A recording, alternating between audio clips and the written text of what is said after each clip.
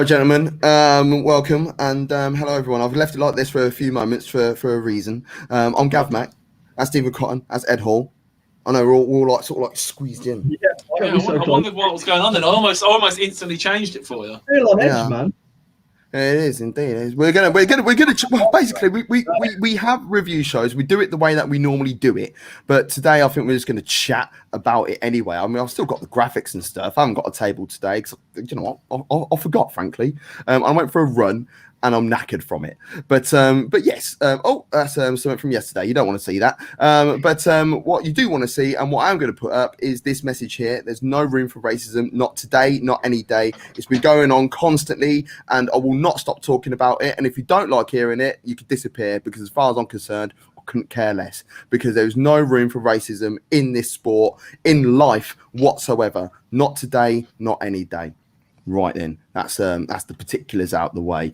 Right, so there's been a couple of games that have happened this week. People are moaning about certain things. Thank you very much. That's fine. You can change it back now. That's not a problem. Horrid. I didn't like that at all. He didn't like it. Boss in like a little like retro video game. Like. Yeah, you do. You can, of course, subscribe and like and share all of our stuff on Facebook, Twitter, Instagram, Twitch, etc., at Top Football. If you put our name in Google, our name comes up first. It still does, which is great.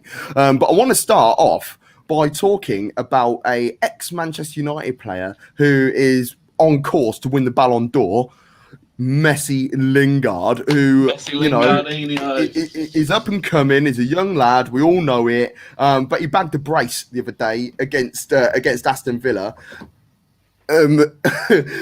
Cotton, you're our resident Man United fan. What are your? Are you made up for him?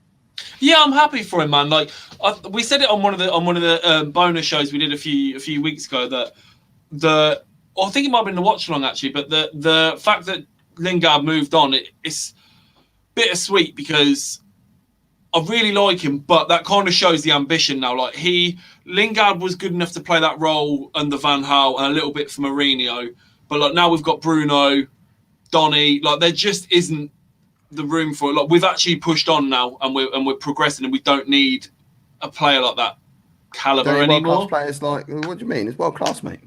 Cool. He's up and coming as well. He's got a long future, but yeah, I'm glad to see him. I'm glad to see him playing. Glad to see him scoring. In fact, I think I've got it here. He now holds the record for scoring in consecutive games.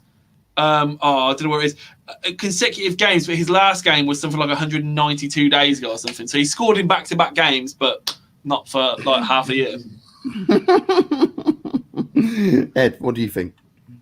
Jesse Lingard. Thing is with Jesse Lingard, yeah, I quite like him as a player. I generally do. I think he got a bit of a hard time, but you know when he does interviews and that, I'm like, oh, you're such a wet wipe. Do you know what I mean? But like, you know, he's just so Fortnite. Don't care less, does he? I love him. But West Ham, man. West Ham to bounce back after that defeat to Liverpool, because I'll admit, as a Liverpool fan, we were there for the taking. They could have got Liverpool, but respected them too much. For them to bounce back and go with a 3-1 win is fantastic.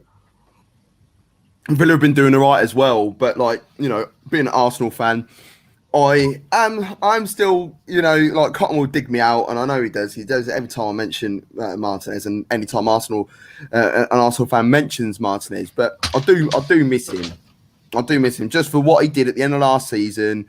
I felt it warranted enough for him to come on for Arsenal and start. But you know, a couple of these goals, he needs to do better. And is that the reason Lingard why? Second. Yeah, in particular, you know, both of them, two of the goals, was it the Souček one that went underneath him as well? It's just like, come on, son. So Souček again, man. Souček is on fire, man. I really like him. He's not going to be at West Ham next season unless West Ham gets in the top 4. You know, never know. It's a crazy year. I look at Souček and think, well done, David Moyes. You've sent scouts to scour Europe for the next Marouane Fellaini. Like that is what he is to Moisey. Like that is literally a Fellaini regen, and he's getting the best out of him. And it's not even just his goals; his all-round midfield play is just nuts at the minute for West Ham. Mate, the statement David Moyes is making after that whole Pellegrini situation is unreal. Like I don't think he gets enough plaudits for that. Like he's just took it on the chin. And I've dug Moisey out a couple of times. I won't necessarily take back that I don't think he's that great, but he's doing well. This is the kind of manager he is. He does well with smaller budget teams or mid-table teams sort of thing, and he does well with them. I still can't imagine him ever having a proper top job again. But yeah, West Ham are absolutely flying at the minute. Yeah, they are. Villa, however, they've gone through a little bit of, they're going through a bit of a transition almost, if you want to call it that. A couple of players are coming back from injury, a couple of players going out with injury. And, considering how well they started off the season, they are, a bit inconsistent at the moment. So it's perfect, the fact they've got Arsenal at the weekend, isn't it? Yeah. 3-0. The only way I can say it, I'm actually scared about it. Let's. But Villa will be fine, won't they? Villa will be fine. Like they're of course they are. Yeah. Well, they ain't going down. No, I didn't mean it like that. I mean they're going to have a good season. That's what I'm saying. Yeah, do you reckon they'll get in Europe? Could get Europa, but they do need to get back into consistency. Or however. I think there's a lot of teams in and around those Europa League positions, so it's going to be tight come towards the end of the season. So Villa, I don't know. What about Leicester? What do you reckon they'll do? Do you reckon they will go? Will they get top 4, or will they be like just on the outside, on the periphery again? I think they'll do it this year. I think them losing it on the last game of the season when they shouldn't have even been in that situation. And would it not been for the break? Like, that will be a driving force, knowing they messed it up once. I think Leicester can do it this year. And they've dealt without Vardy, which is, they rarely do. I mean, they've had some shake-up games, but it's been all right. Well, it was this game before. It was Leicester. Yeah. It was Fulham that they beat Leicester at the King Power earlier on this season. So there could have been a little bit of nerve going around coming to this game, knowing that they didn't have Jamie Vardy, and then Fulham would have been buoyed by this, thinking, right, we know what they're about, we know what they can do. They haven't got Vardy, let's get a result. But Fulham were nowhere in this game. Oh, Maddison was amazing in this game. Can I just say, he was amazing in this game. No, but this was one game where I just couldn't take my eyes off him. And to be fair, even though Maddison was the man of the match for me, he might have actually been man of the match. I never actually found out. But Iheanacho was real good that game.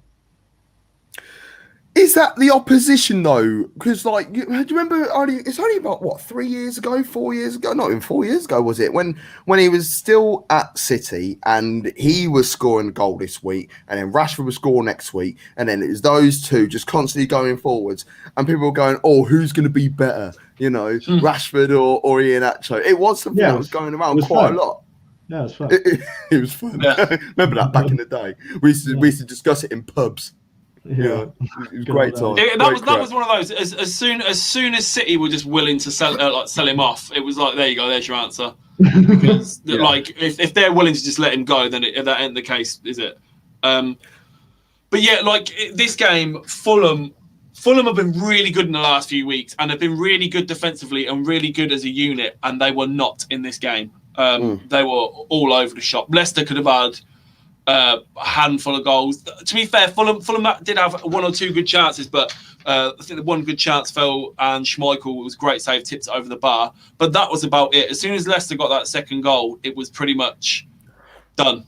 There was no coming back. Yeah, because that would have been equaliser. Was it Aina with the header? It might have been, but it was point blank, and Schmeichel tipped it over. It was really good save. Yeah, solid header. Fulham, are they?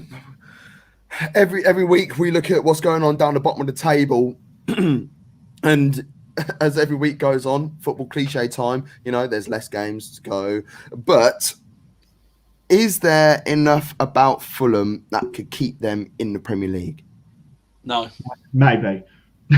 Honestly, man. Well, I don't know. I'll go yes then. It's not that. It's not that. It's at the start of the season, I would have wrote them off. I thought they were awful. I thought, oh my God, they're so going down. But in the last 6 weeks, they've shown some real resilience. And if it weren't for Brighton and Burnley going on a run, I might have thought they'd do it. So they still could. But, Sheffield and West Brom are definitely gone. They've Fulham have just got rid of AK-47 as well, so they've lost a bit of firepower. So I don't know if they're gonna stay up, but yeah. Oh, I don't know. Well, right, you've given me like 3 different areas of segue to go into here. So we've Gunner, as you said, Gunner last. Why don't we go with that? So why can't I see what's going on down here? There we go. Probably because my glasses aren't real. I just went to hide my bags. Wolves 2, Arsenal 1, which means we will have to speak about United after this game for a reason. Arsenal dominated this game for 45 minutes and 38 seconds. 46 minutes and 38 seconds. Complete domination. Scored a goal which was ruled out correctly for offside. Lacazette was brilliant, pulling strings like from a front position. He actually reminded me a little bit like Firmino, not getting involved in the goal scoring, but coming deep to win the ball and getting other players involved. I'm not saying he's as good as Firmino. So I'm agreeing with you. In my head, I'm thinking, that's a good point. But no, that's an Arsenal. Just the transition of play between midfield and the forward line. It actually made me feel like Arsenal were 15, 20 years ago. I was like, this is really nice. And we got the goal. The Arsenal did. It was a lovely move once again. And it was Nicola Pepe, who's hitting a bit of form at the moment. He's looking all right, playing from the left. When he plays from the left, you don't know what he's going to do as such, because he will always on the right-hand side, cut inside to use his left foot. This time it's playing on the left, but still sometimes will cut inside. And he ended up megging 2 players before putting it home with his chocolate peg.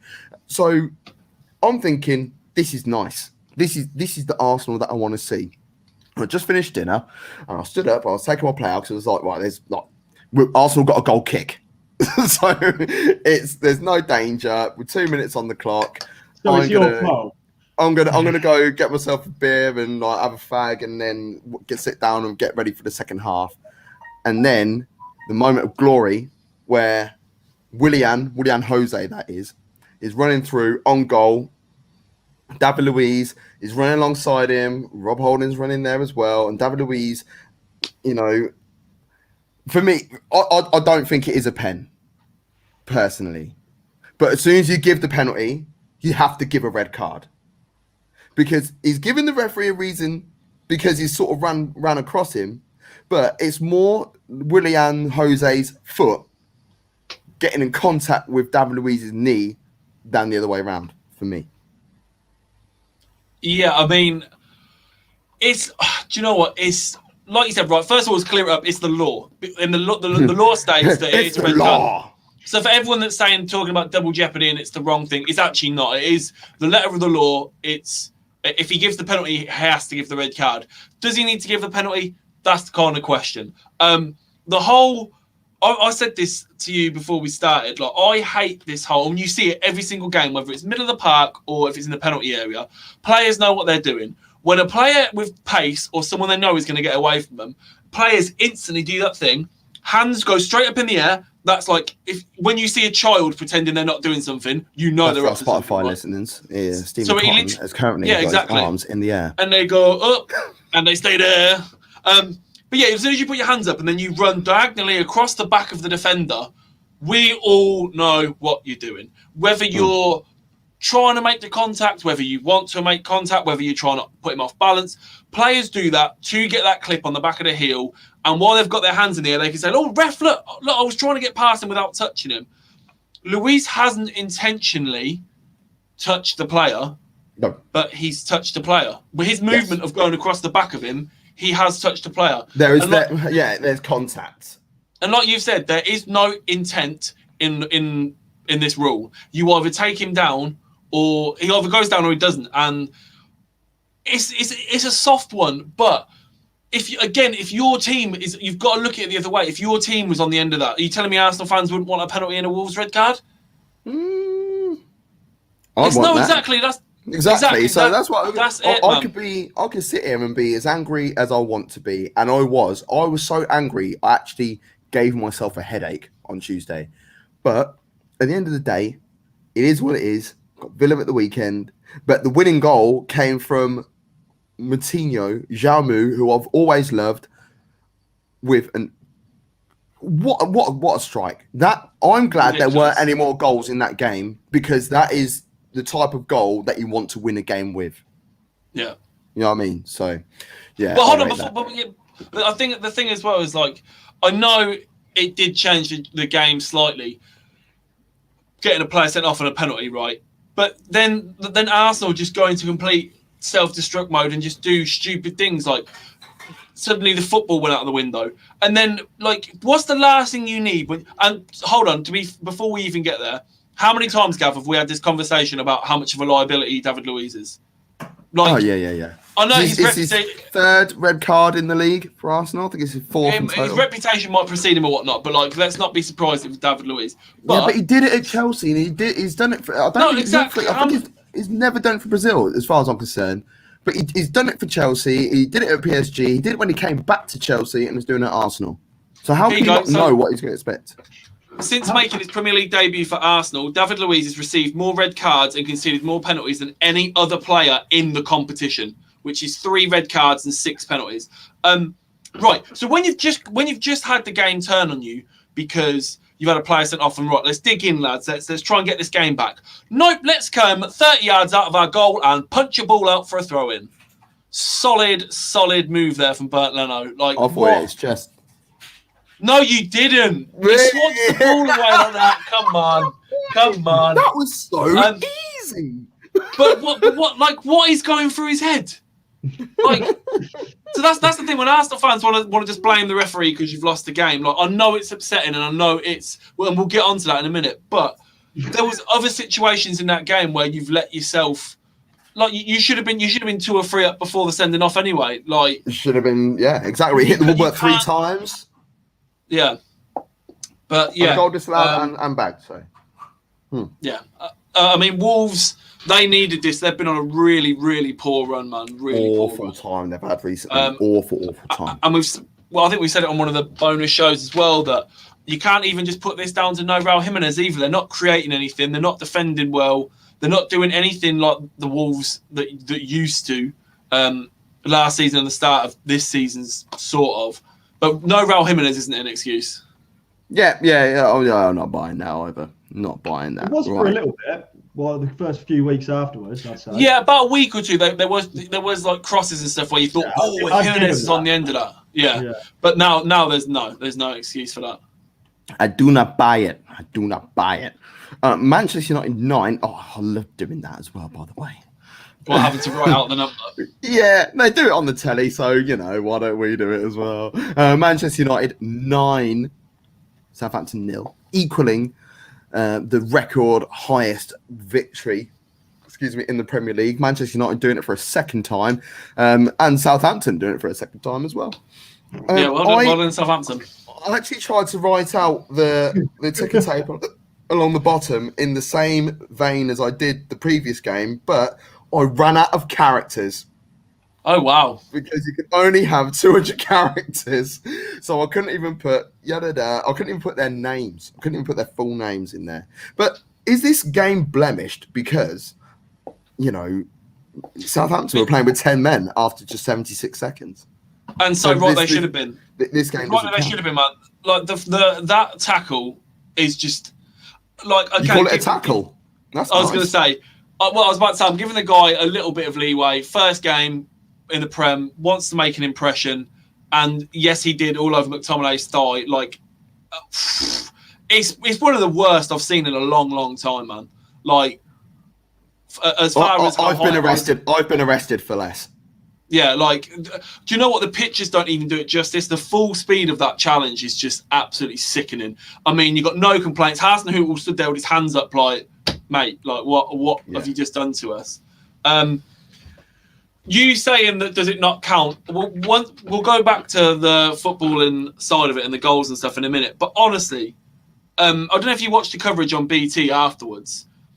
It was like, I was it was literally like we'd collectively agreed that was it. There's no more football ever again. Sorry, lads, like that. This was the last game ever. It was like a funeral, mate. Jake Humphries is literally like somber toned and low voice, like, and Southampton there, and you hate to see it, and should he have been sent off? And it's like, honestly, right? We had that horrific game against Sheffield United the other week, yeah, where we had 2 very clear decisions wrong, and Jake Humphries is like, great for Sheffield United. It doesn't call for VAR to be looked at, or like well, we need to get to the bottom of this. We win a game 9-0 when VAR was involved once, when we're already winning 6-0, and they're like, scrap the whole thing. We need an inquest. This is an outrage. Man United are profiting. Get out of it. And I was just literally like, mate, in the post-match, 10-minute post-match, they didn't show a goal. They just talked about why Bednarek has been sent off. Well, there weren't any goals anyway. There's not any goals of note they want to talk about. Right, so first goal, Wan-Bissaka. I can't remember the last time Man United ever scored a goal where the left back crossed to the right back. And it's nice to see Wan-Bissaka getting on the score sheet because everyone says he doesn't enough. Second goal was Rashford, was it? Yeah, Rashford. Yeah. It was a nice goal. Bednarek OG, it was going in anyway. Cavani, powerful header, like you expect to see from him. I really did like Cavani's one. Martial, finally. Martial looked good. He looked good when he came on. It's about time, but both of his finishes were cracking. But then we get to this, and we get to one of our new segments on the show, which is this. What the was that? So yeah, so obviously, I didn't even know that was there. That's amazing.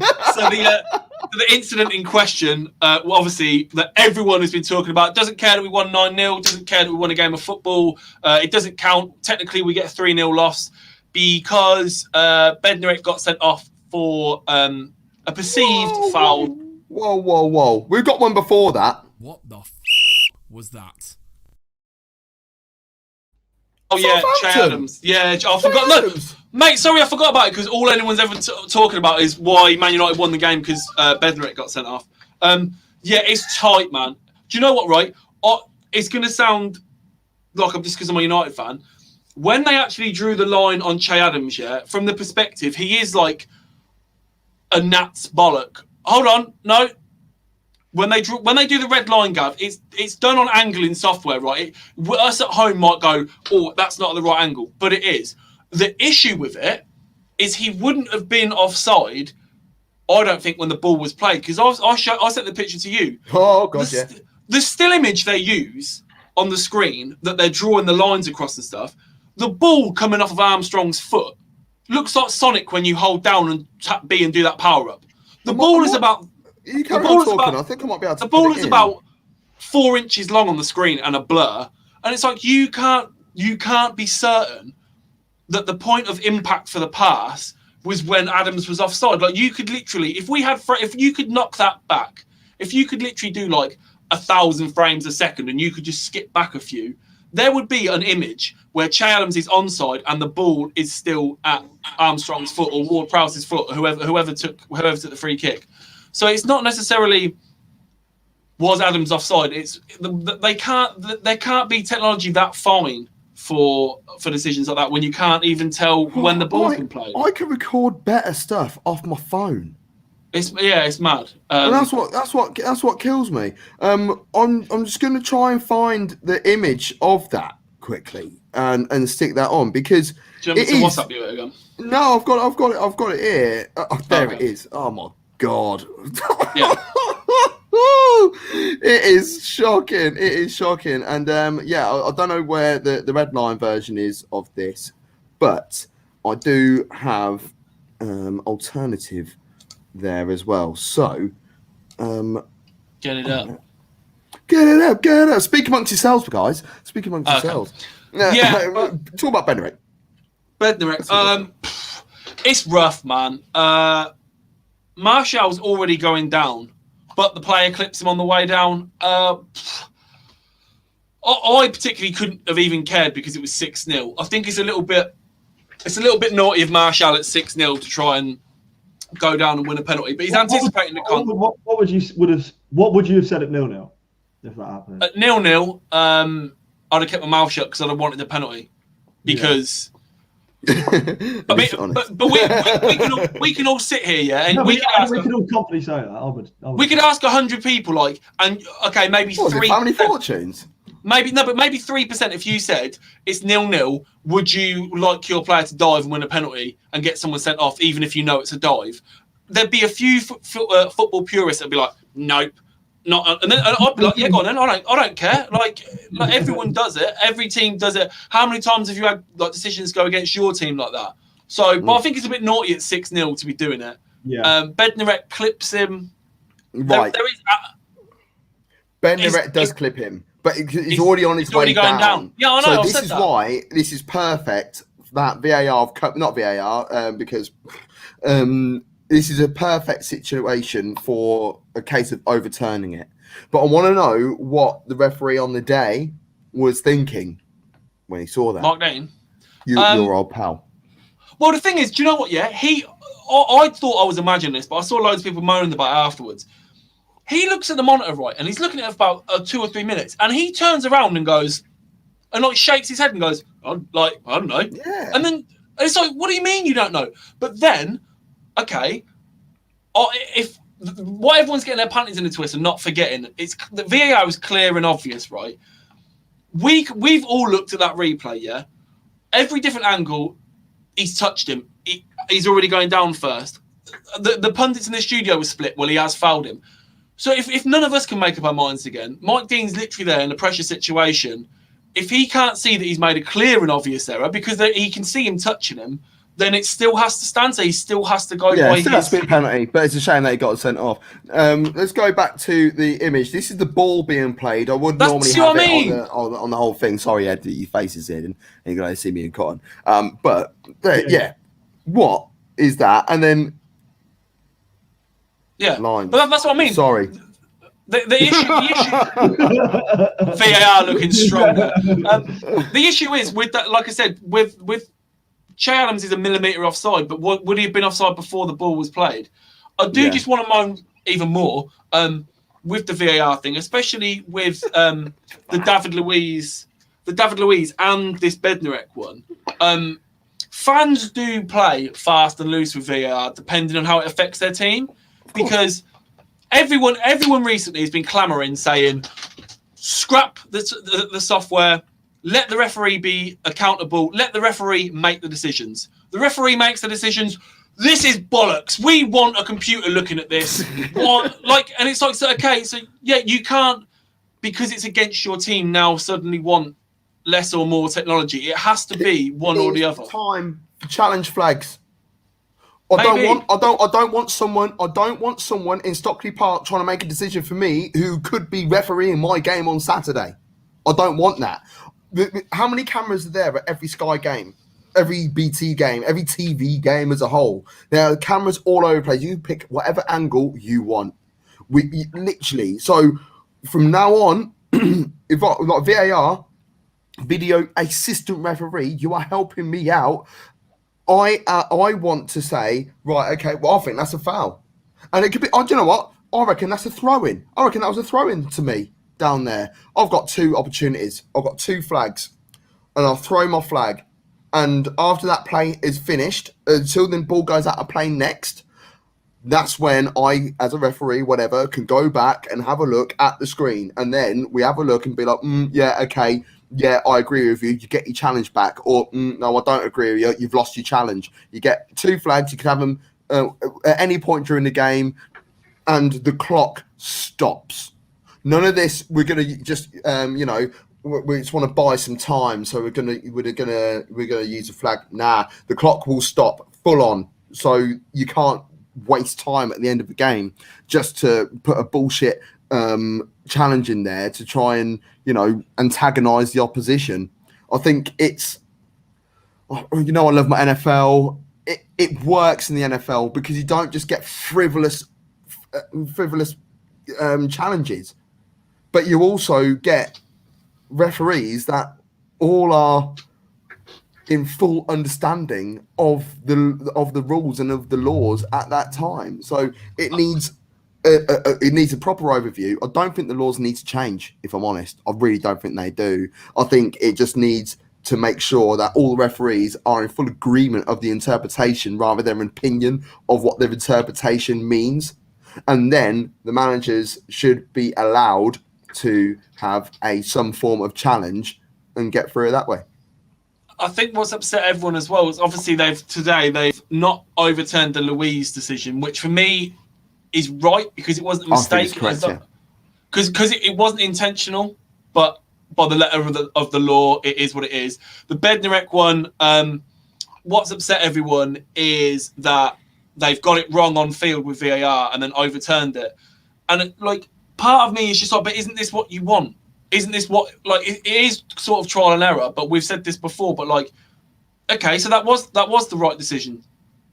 So why, like, you've got your player back for the next 3 games. It was at 6-0. You didn't lose that game because Bednarek got sent off. Do you know what I mean?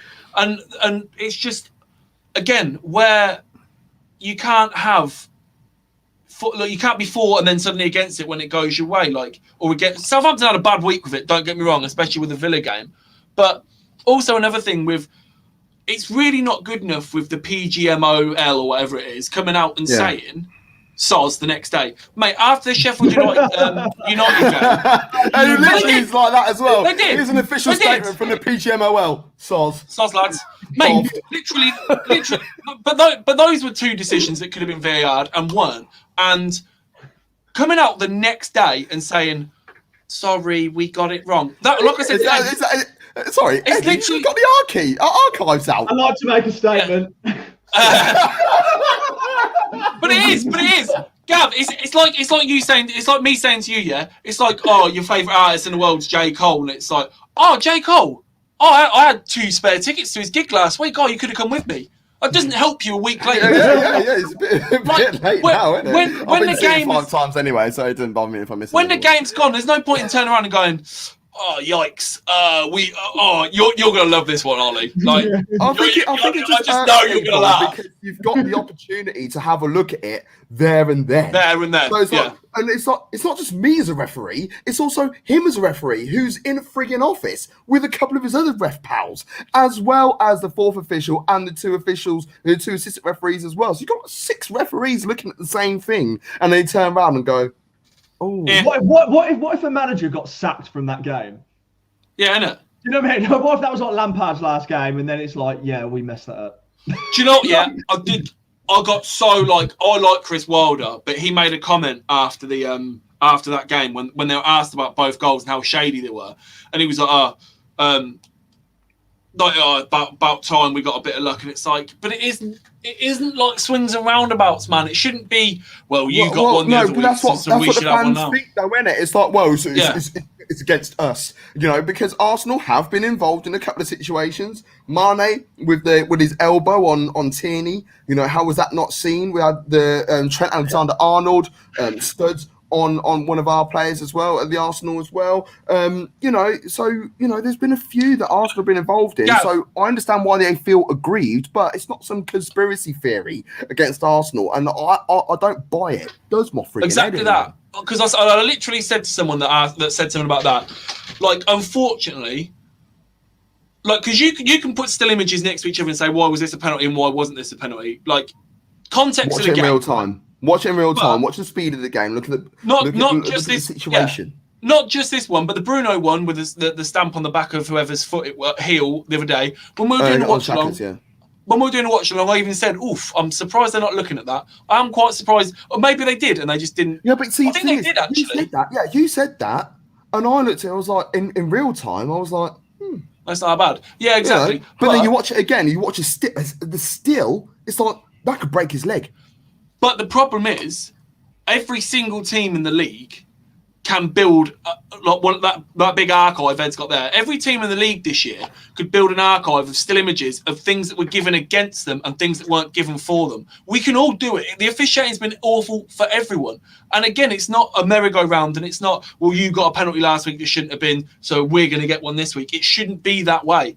Like, players, if it's a sending off, it shouldn't matter who you play for, they should get sent off. But the consistency at the minute is so bad that no one knows whether they're coming or going. No one knows the rules anymore. Players don't know whether they're offside. Like, it almost is like we're in a middle school. And at the end of this week now, we just need an assembly to just stop this football for a week and go, right, this is it moving forward now. These are the rules. This is how it is. Do you know what I mean? We need just a point to restart what the laws are, because no one even knows anymore. So in this assembly, what Jesus bangers are we going to be singing? I was naked. I was there. Oh no, I was naked. I was cold. I was naked. That's the one. That's a bang. You were cold. Yeah, that's the one. Yeah. That's the the one. And the colour and the name. That's the one. Yeah. That's a bang. Yeah. Wait, do you remember? Which one did you ever sing? Who's the king of the jungle? Ooh, ooh. Who's the king of the sea? Bubble, wubble, wubble. Who's I know the that king one. of the universe? That sounds like a T-Pain track. And the sea. We say his J-E-S-U-S. Yes, he's the king of We all me. ignoring I don't watch them ones, man. Honestly, that was. I know is that. what I know that one. I know that Do one. you? Do you all forget the fact that my primary school used to do it? But it's like we all went like primary schools and they make you sing like we were part of a cult, man. Like, Yeah, we were like trained up when younger, like Jesus. Like we had no choice in it. Yeah, I know, but like no one made a thing out of it. Do you know what I mean? It's just nice. Jesus bangers, you know Jesus what? bangers for the one. Anyone with their favourites Jesus bangers from primary school, please feel free to put them in the comments. Ed, you saying that, yeah, that must have had a massive effect on me because my favourite band ever are a Christian metal band. So I must have come out of lower school and then just been like, I want some Jesus music, but I need some. Oh, right, this is it. Yeah, this is what I like Rick Ross and he bangs on about Jesus pieces. So yeah, true. And Kanye. And Kanye, he's currently the gospel number one. I don't understand how. Anyway, back to the Rugal spiel. Burnley 0, Man City 2. Talking about Jesus bangers, Jesus, every time Jesus has scored for Man City, they've won the game. Yeah, because he plays against bad teams. It don't matter. No, he's played so much this season. He scores against these teams. He doesn't score against the big clubs, man. Like, I've got beef with Jesus. Do you know what? that sounds like a track as well. I'm going to release that. I feel sorry for the audio guys right now. They're thinking, what? That's coming out back and forth now between Cotton and Jesus. Like. We'll release that. That'll be released on the top record label sometime in the next month or so. I've got a beef with Jesus. He was in the right place at the right time. Yeah, I mean, it wasn't spectacular. It definitely wasn't his last supper. No, it wasn't. But it was a sterling performance from Raheem as well.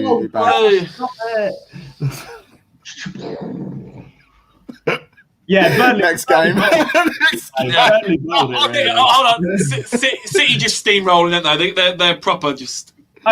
Not so much City. Come up. Yeah, not so much just come out of nowhere, but they've just absolutely just putting everyone to the sword now, aren't they? Yes, they are. Oh God. We need a Liverpool win at the weekend so bad. We do. Time for this. What's Everton?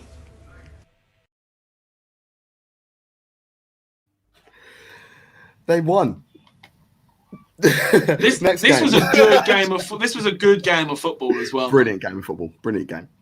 Leeds 1, Everton 2. Sigurdsson about just before the 10-minute mark. Calvert-Lewin finally getting himself back on the team on the score sheet again. You know, it's been what's it, 7 games, 8 games without a goal now. December, wasn't it? Yeah. Yeah. So it's important for him, and it was a good header as well. Excuse me, really good header. He bagged as well. Lovely performance from Rafinha. But you know, as a whole, this was probably the most exciting game to watch. In knowing that both, like in terms of both teams, you know, from a United fan point of view, you'd be like, oh yeah, you know, we scored 9 goals. How is that less exciting than this? But this is 2 teams going at it, and the game was already done after 25 minutes, wasn't it? So it was kind of we're like you just got to put loads of praise on Leeds. You know, they play such a fantastic brand of football. They're a joy to watch in the Premier League, aren't they? Shut up! Look at him! You're such a snake, man. No. The thing is, that was perfect. Like if I didn't know your voice, that could have come from any presenter. Yeah. I'm trying. A breath of fresh air. Because did you know? You put so top of Google, I ain't. Yeah, I was going to say. Yeah, that. But did you know that prior to the 2020-2021 season, this current season, did you know that no Premier League team had ever played attacking football until Leeds United were promoted?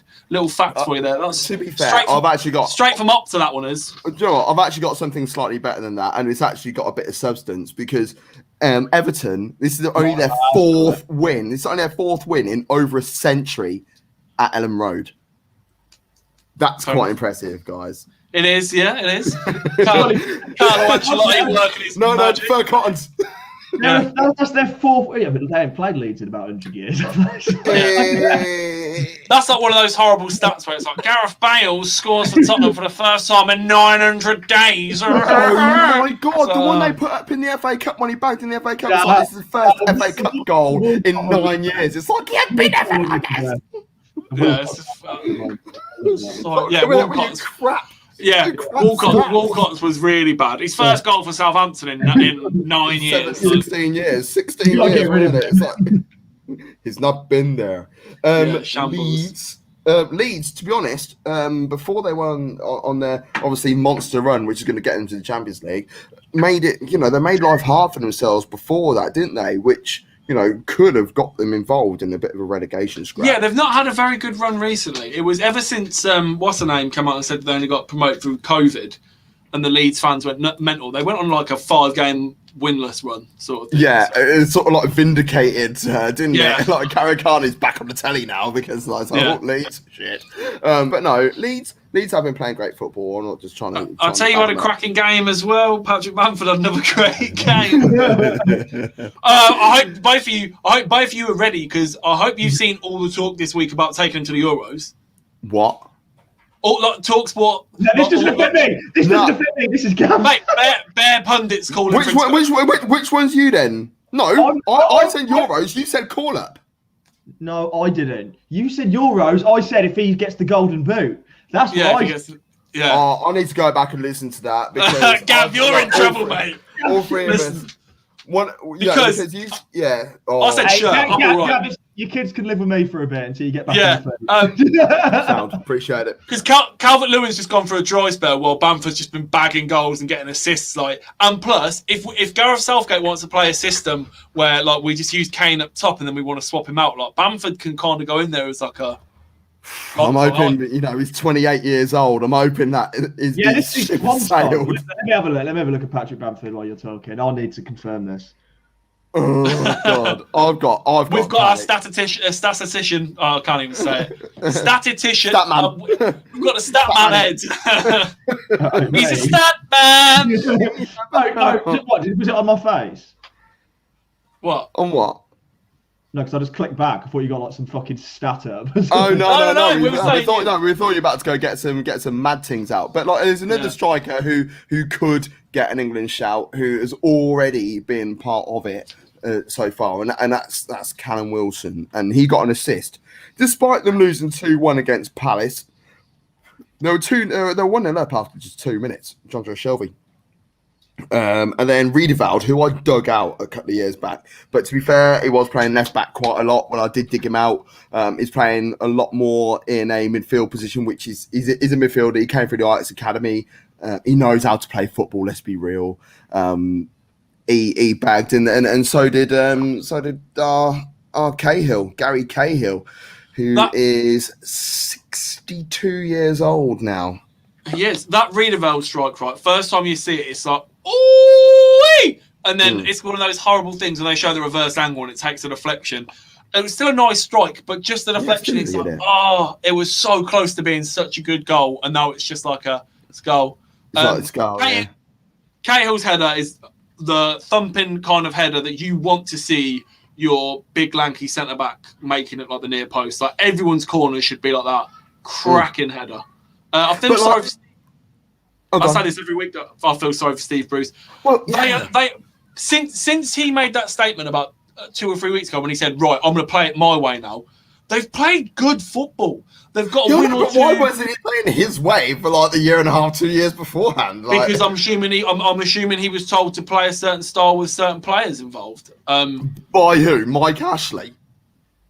Well, why would he not? Why would he not play that way? It is a bit baffling. I mean, they didn't win this game, but like the signs are there for Newcastle that they are improving.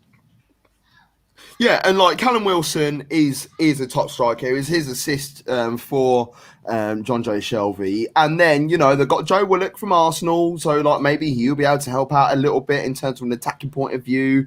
Alan Maximan is back, is fit, so there are some good signs for Newcastle. But I'll just honestly, and Newcastle fans, I'm not trying to dig you out at all or anything like that. But I can't see much of a difference the way you play, the style of play that you've got right now, much different to the Rafa Benitez.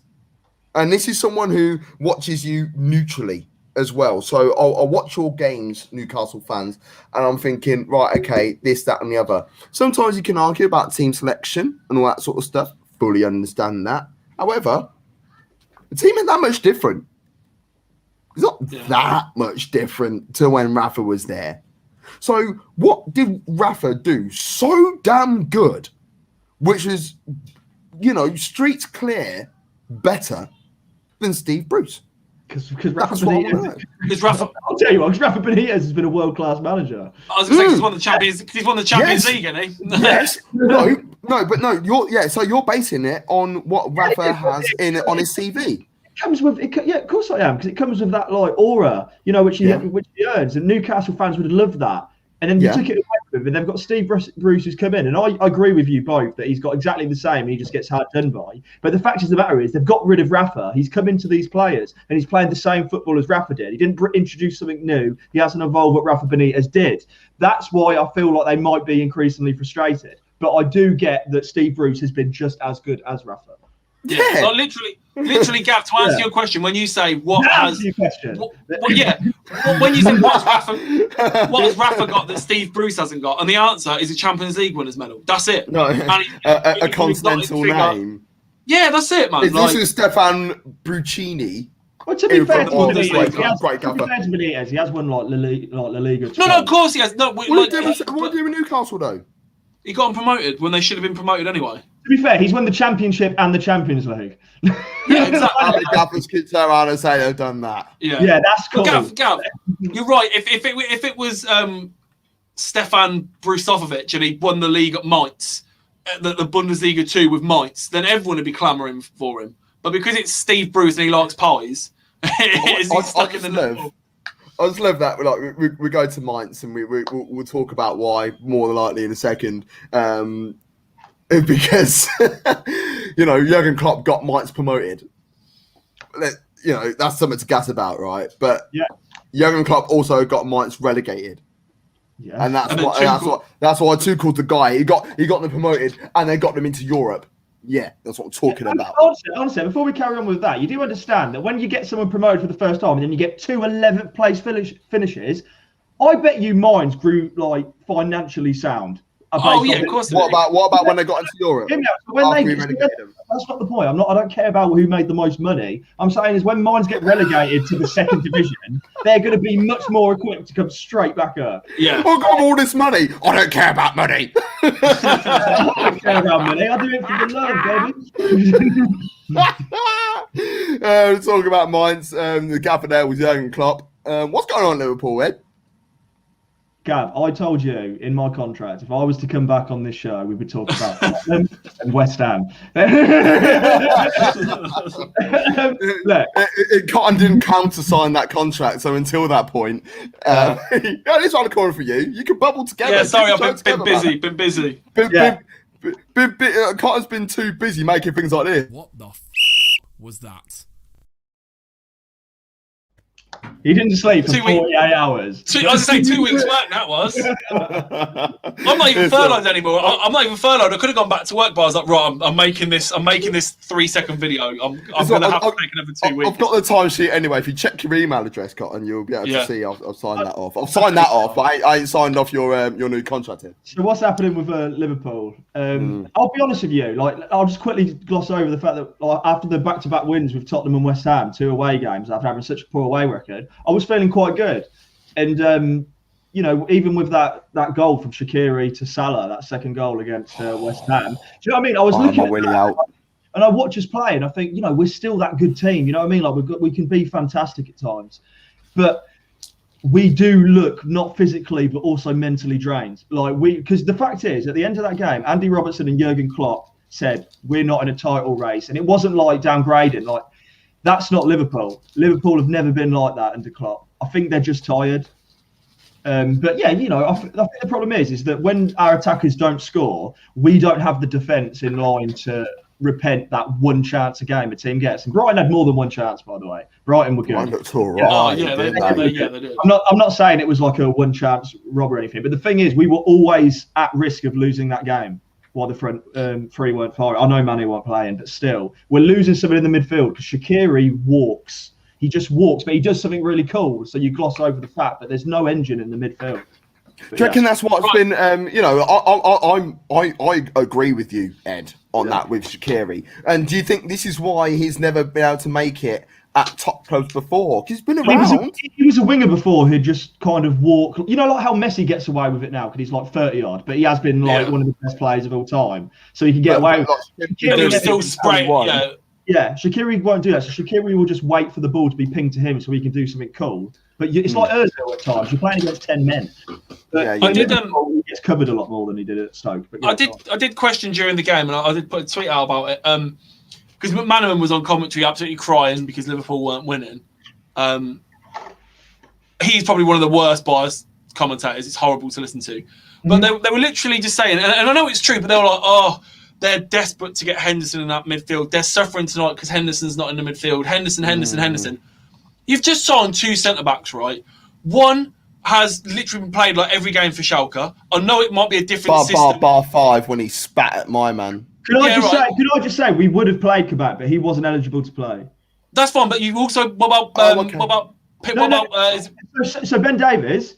Davies meant to be like. I think we see promise in Ben Davies, and I think we plan on using him. But someone who's just come from the Championship to the Premier League to be thrown in the spotlight where all the media's on Liverpool like they're new defenders. Klopp has never done that with star players. No, I get that, but he would have put. I think he would have put Ozan in like that, but he couldn't do it. And Nat Phillips and Henderson were really good against West Ham, so I understand why they were. I'll give you that. I understand. I do understand that, and I do understand they don't just want to throw him in at the deep end. But my question was because they were saying that they were that desperate to get Henderson in the midfield. Yeah. It's like, if it is that desperation, throw the lad in. Like, if you're a professional centre back, you should be able to play centre back. Like, would he be any worse than Phillips? Would there be that much difference? I don't really think there would have been. I think the worst thing you can do to a player is just hang him out to dry sometimes, though. No, I know. Played top flight. So I honestly believe we would have used our centre backs had we had him. Yeah. But yeah, that's all I was saying was if it was that desperate, because they were obviously like going absolutely mental about it. What's the crap with Thiago? Because I love Thiago. He's a world-class central midfielder. He's been around the block. He's won league title after league title for Bayern and for Liverpool. Me personally, for Bayern and for Barca. For me personally, I don't think he's a Liverpool player. I don't think he fits the style and the shape of the way Liverpool play. And some people will probably sit there and go, yeah, but you're a professional footballer, so you should be able to do this and do that. And people like that, I don't give airtime, because that is literally... I just said that as well. I just said that about centre-backs. No. It's slightly different. It's slightly different. It's the work way to play midfield. So I'm trying to work out. And do you know what? Yeah, even if it is the same thing as what you just said there, Con, which I don't think it is. The thing is that's the manager. The manager has decided not to play him. This is Thiago, who has come in, is playing regular games, and is not up to Liverpool's scratch. Liverpool play a different style of play. So I don't know. That's what I mean. Like, from a Liverpool's fan base point of view, Ed, what are your thoughts on Thiago? There's an element of that. I mean, I was so excited to see Thiago. I am still enjoying watching him play football for Liverpool. You know what I mean? I wouldn't say he's just been crap. But he's been all right. Thiago shows promise. But I know what you mean. Liverpool are, the best word I can use for him is sometimes when they're attacking, they're very unpredictable. It's like muscle memory, how the attackers and midfield knows where each other's where each other is going. And like a player like Coutinho suited us that well. He could either, do a nice little dribble into the box, or he could ping a 40-yarder. You didn't know which one you were going to get. The front three is very much like that. Thiago is just brilliant at what he does. The pass he's going to do. The dribble he's going to do, but he executes it perfectly. With Liverpool, you lose that quick sharpness. But here's the thing, man. I genuinely think that them front three have been playing together so long with the same midfield. I think it might just be hard to get used to them because they're a very unconventional attacking force. Yeah. Just explain to us why this is a case. So this is Liverpool's results against the Premier League bottom 6 this season, right? Yeah. I don't know. Why is this so hard? So they beat Sheffield United. It's been that they've got like the results. They haven't got whether it was home or away. So they beat Sheffield United 2-1 at home, but then drew 1-0 with Brighton away, drew 1-0 with Fulham, drew 1-0 with West Brom, drew with Newcastle, lost to Burnley and lost to Brighton. Is it a case of playing the bottom teams that they do sit in deep and hit you on the counter? Oh God, is yeah. it? Yeah. Yeah, or is it, but everyone does that with you now because everyone's kind of, it's like when Leicester won the league and then that was it. Everyone clocked it was just that long ball over to Vardy. So basic 4-4-2 against the high line. It's not only for the Champions League because I know that teams won't do it to us, and it's not that's not criticism either. It's just because Champions League is about just using your philosophies against each other, and they back those to hit us. But Liverpool, man. Everyone's doing it, and we started to see it. That's why we brought Thiago in. The problem is, and it hasn't been the transition into this team we would have liked for him, to be honest with you.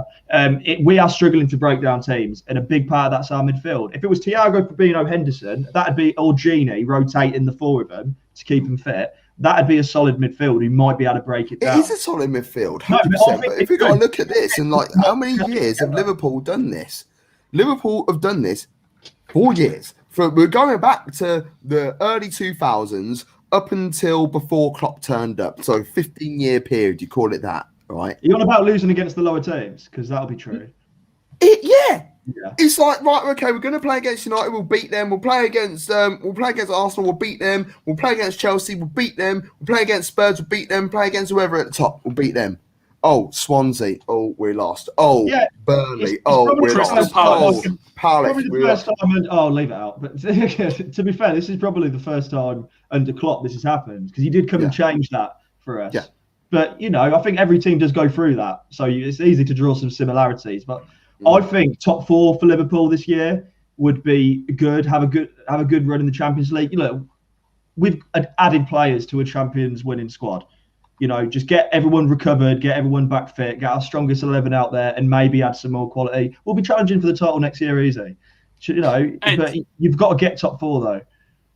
Do you think Klopp has a problem with not really having a plan B? Like, once you're 10 minutes into a game and it's obvious that Burnley are just going to sit 11 men behind the ball, we haven't seen him change anything up. He might make subs and bring on a like-for-like player, but he hasn't gone, all right, then we'll do this, that, we'll try and counter it. It just seems to be, we'll keep going until we score, and if we don't score, we lose to Burnley and Brighton. No, to be fair, I understand why you're saying that because you're reviewing it on this season, but what Klopp's done is with the same group of players in most turn, what he did is we started off with, what was it, the G-Gen? Is it pressing? Yeah, the Gegenpress. Gegenpress. That's what we adopted from Dortmund. And we were they called it, remember, media love to call it heavy metal football or whatever. Yeah. They were creaming off that, bless them. They were dead proud of themselves. And we would just go at teams. And we know we had injuries, but we were really excited and we were getting results. But that only really got us as 4th because it was kind of like, let's just see how this fight goes. You can't retain that over a season. So what Klopp did is he then swapped it to using the fullbacks and adapting a slightly higher line, not the high line we've tried to do recently. And he's completely changed us from that G-Gen, whatever it is, to this new today. And that since we've changed, we've obviously 97 points, won the Prem, won the Champions League in that time. He hasn't stopped winning. This is the first time we've really started to see a problem with it. So I expect him to go through another evolution with Liverpool now. Yeah, this is the worst slump form that you've had really and truly underneath him. So, allow it to happen in a way because every team goes through bad form. It's okay, Arsenal going through it, and Sheffield United have been, but they're turning things around. 2 wins in 3 games, and this one, what a 6-pointer! Sheffield United 2, West Brom 1. If I wasn't blown away by the football that was playing in this game. Bogle bagged. What's that? Not surprised by that, are you? I mean, like literally, like No. regardless of what you saw last year, regardless of any season ever, if you just saw the word Sheffield United versus West Brom, your heart wouldn't skip a beat. We almost did a watch along for this, but I'm really proud of Sheffield United for this. I really am, because they haven't played badly this season. They don't concede a lot of goals. They have been unlucky in a lot of games. They don't have a goal scorer. Funny that they played Billy Sharp and he bags. Yeah. Billy Sharp has been their most clinical finisher for the last 1,000 years that he's been at the club. Since the last season he didn't score as many goals was when was 1066. Yeah, and that was because the Battle of Hastings interrupted the season. Exactly. So there you go. I haven't got a table up, as I said before. We are coming out to kick off of It's already kicked off. It's already kicked off. Has it? So couple of comments. Flo, who does the Bundesliga show with me, loves the shirt. Of course he does. He's a Leverkusen fan. I thought he'd be watching, so I thought I'd wear it for him. And then my boy over in Uganda, Manasseh, how are you? He says, prediction, Spurs 1, Chelsea 2. Interesting. What are your boys' predictions for this game? Oh, don't worry about that. Get this. Patrick Bamford, 18-1 to go to the Euro. So I think you're sound, Gav. 18-1. What you do is you put money on him to go to the Euro. Stick 20 quid on it. Yeah, stick 20 quid on it and you're laughing. When he goes, it covers it. Yeah, we're laughing. Part of it. Yeah, it's that stick 20 quid on him to go to the Euros to cover your ass. I'm begging that we get over 2.5. Well, hold on. Let me tell you what I'm hoping we get. But I actually just want as long as it's a decent ding dong game of football. I don't know whether it's been the crowd. I don't know whether it's been playing 37 games in the space of a week. Every game really this season. I know you said that Man United have been boring you, mate. I've watched a lot of football in the last few months that even the attacking teams that are usually exciting have been pretty boring. We're seeing games between United Arsenal 0-0, Liverpool United 0-0.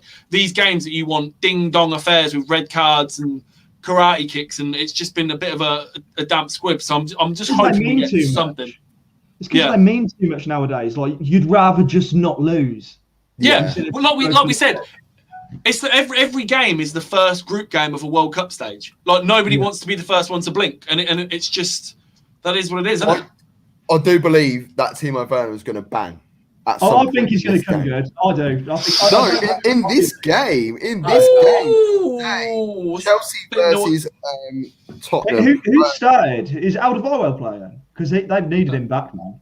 That's a bit naughty from James. Over the ball, onto Ndombele's shin, down onto his foot. Have they booked him? Have they VAR'd it? Have they done anything? I don't even think they booked him. That's I'm going to go with a 3-1 Chelsea win. A 0-0 draw would be perfect for me. This is going to be 1-1. 1-1. Cotton. What do you think the score's going to be? / what do you want it to be? I'd like. Spurs win would be better for you, right? No, Chelsea win would be better, wouldn't it? Yeah, maybe a Chelsea win. Chelsea 2-1 or 3-1. Oh, they're both on 34 points, so who cares? Yeah. Draw would be nice. And what have you got on your slip? I have over 2 goals, 30 plus booking points, 10.5 corners, and either team to win. But it's one of those paddy power ones that if it doesn't come in, I'll get it back anyway. So. Oh, happy days. All right. Right then. Well, I'm Gav Mack. That's Stephen Cotton. That's Ed Hall. You can follow us on YouTube, Facebook, Twitter, Instagram, and Twitch at Top Football on all social media platforms. And did you know if you put Top into Google, our neck is up first? No, I didn't know. Southgate out. Well, now you do. Yes, I agree. Southgate. All right.